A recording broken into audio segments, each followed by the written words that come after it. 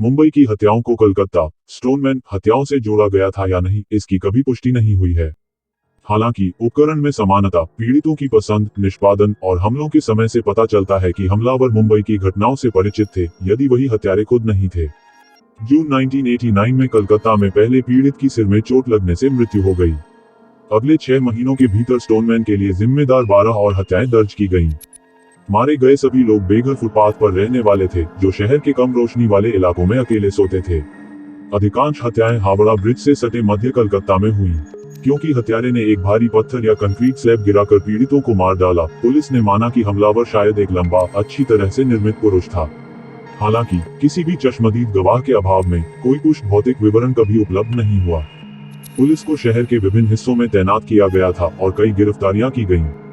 गिरफ्तारी के एक दौर के बाद, जिसमें मुट्ठी भर संदिग्ध व्यक्तियों को पूछताछ के लिए हिरासत में लिया गया, हत्याएं बंद हो गईं। हालांकि सबूतों की कमी का हवाला देते हुए संदिग्धों को जनता के बीच छोड़ दिया गया। अपराध अनसुलझे रहते हैं।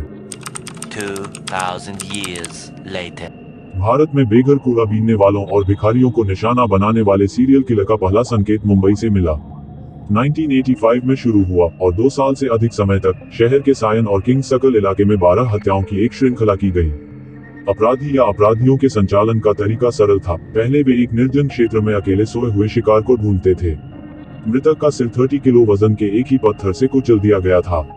ज्यादातर मामलों में पीड़ितों की पहचान सुनिश्चित नहीं की जा सकी, क्योंकि वे अकेले सोते थे और उनके कोई रिश्तेदार या सहयोगी नहीं थे जो उन्हें पहचान सकें। इससे जुड़ा तथ्य यह था कि पीड़ित बहुत ही साधारण साधनों के लोग थे और व्यक्तिगत अपराध हाई प्रोफाइल नहीं थे। छठी हत्या के बाद मुंबई पुलिस को अपराधों में एक पैटर्न नजर आने लगा था। एक बेघर वेटर स्टोनमैन के हमलों में से एक से बच गया और पुलिस को इसकी सूचना देने के लिए भागने में सफल रहा। हालांकि सायन के मंद रोशनी वाले क्षेत्र में जहां वह सो रहा था, वह अपने हमलावर को ठीक से देख नहीं पाया था। कुछ ही समय बाद 1987 में माटुंगा के निकटवर्ती उपनगर में एक कूड़ा बीनने वाले की हत्या कर दी गई। भले ही पुलिस और मीडिया को स्टोनमैन हत्यारे पर संदेह था, घटनाओं को जोड़ने वाला कोई सबूत कभी नहीं मिला। 1988 के मध्य में हत्याएं अचानक बंद हो गईं। मामला अनसुलझा रहता है। 1 hour later. मुंबई की हत्याओं को कलकत्ता स्टोनमैन हत्याओं से जोड़ा गया था या नहीं, इसकी कभी पुष्टि नहीं हुई है। हालांकि उपकरण में समानता, पीड़ितों की पसंद, निष्पादन और हमलों के समय से पता चलता है कि हमलावर मुंबई की घटनाओं से परिचित थे, यदि वही हत्यारे खुद नहीं थे। जून 1989 में कलकत्ता में पहले पीड़ित की सिर में चोट लगने से मृत्यु हो गई। अगले 6 महीनों के भीतर स्टोनमैन के लिए जिम्मेदार 12 और हत्याएं दर्ज की गईं। मारे गए सभी लोग बेघर फुटपाथ पर रहने वाले थे, जो शहर के कम रोशनी वाले इलाकों में अकेले सोते थे। अधिकांश हत्याएं हावड़ा ब्रिज से सटे मध्य कलकत्ता में हुई। क्योंकि हत्यारे ने एक भारी पत्थर या कंक्रीट स्लैब गिराकर पीड़ितों को मार डाला, पुलिस ने माना कि हमलावर शायद एक लंबा, अच्छी तरह से निर्मित पुरुष था।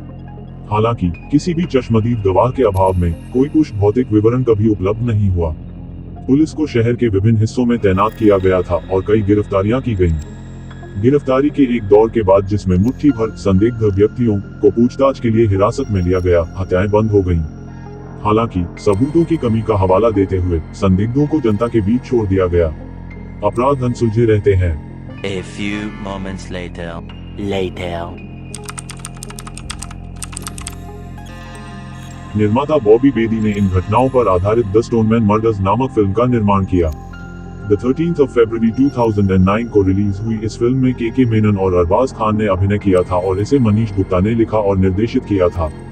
गुप्ता ने कहा कि फिल्म के लिए उनकी कहानी 40% तथ्य और 60% काल्पनिक है।